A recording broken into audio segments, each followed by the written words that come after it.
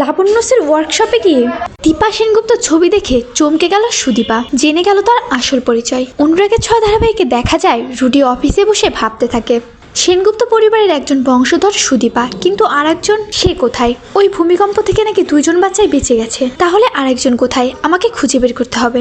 এই যমজ দুই বোনকে আমার একসঙ্গে মারতে হবে। এই জন্য একটা চালাকি করে রুডি ওই লাবণ্যস ওয়ার্কশপটা বিক্রি করার জন্য একটা নিলামের বিজ্ঞপ্তি দেয়, যাতে করে ওই বিজ্ঞপ্তিটা চোখে পড়ে সেনগুপ্ত পরিবারে কে কোথায় বেঁচে আছে তাদের সকলের চোখে যেন পড়ে। আর এতে করে সবগুলো একসঙ্গে হবে আর রুডি সবগুলোকে একসঙ্গে শেষ করে দিতে পারবে। অন্যদিকে চৌধুরী বাড়িতে পরমা যাতে নিজে কিছু করতে পারে সেজন্য সুদীপা পরমাকে বলে নিলামে ওঠা ওই কোম্পানিটাকে পরমাকে কিনে নেওয়ার কথা, আর নিজের মতো করে নিজের হাতে করে কোম্পানিটা দাঁড় করানোর কথা। ওই লাবণ্যসের কোম্পানির কোনো বংশধর নেই, তাই পরমাকেই ওই কোম্পানির হাল ধরতে বলে সুদীপা। সুদীপার কথায় পরমাও রাজি হয়ে যায়, তবে ওই কোম্পানি সম্পর্কে তাদের কোনো ধারণা নেই, তাই ওই কোম্পানি সম্পর্কে তাদের আরও জানতে হবে।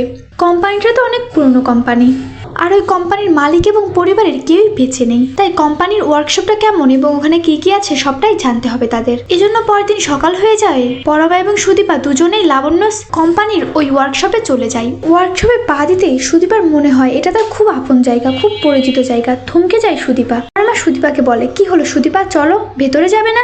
সুদীপা পরমাকে বলে, জানো সুদীপা, আমার মনে হচ্ছে এখানে আমি আগেও এসেছি। এই জায়গাটা আমার খুব চেনা, খুব আপন, কিন্তু এরকম কেন মনে হচ্ছে? এটা তো অনেক পুরনো একটা কোম্পানি, আর তাছাড়া আমি কলকাতায় খুব একটা আসিনি, আর এজন্য তাই এখানে আমার চেনা পরিচিত কিছুই নেই। এমনটা হওয়ার কোনো সুযোগ নেই যে এখানে আমি আগেও এসেছি। না, আমি আগে কখনো এখানে আসিনি, তাহলে এতটা আপন কেন মনে হচ্ছে? পরমা ভাবতে থাকে, হ্যাঁ সত্যিই তো আমারও এরকমটাই মনে হচ্ছে যে জায়গাটা আমার খুব চেনা, তাহলে আমারই বা কেন এমনটা হচ্ছে? তবে ওয়ার্কশপে আর কি কি আছে? ওয়ার্কশপটা কিনতে পারবে নাকি পরমা? আর নিলামে হলে তারা কিনতে পারবে কিনা, এই সবটাই ঘুরে ঘুরে দেখছিল সুদীপা এবং পরমা। আর একটা সময় গিয়ে দীপার যে রুমটা থাকে সেই রুমে গিয়ে ঢোকে সুদীপা এবং পরমা, আর ওই রুমে গিয়ে দেখতে পায় বড় করে দীপার ছবি টানানো থাকে। ছবিটা দেখেই তো চমকে যায় সুদীপা, পরমাও অবাক হয়ে যায়। সুদীপা ছবির দিকে এগিয়ে যায় এবং ছবিটিতে হাত বোলায়, আর ভাবতে থাকে এ কি, দেখতে তো একদম আমার মতো। পরমাও অবাক হয়। পরমা সুদীপাকে বলে, সুদীপা ইনি দেখতে তো একদম তোমার মতো, কে উনি?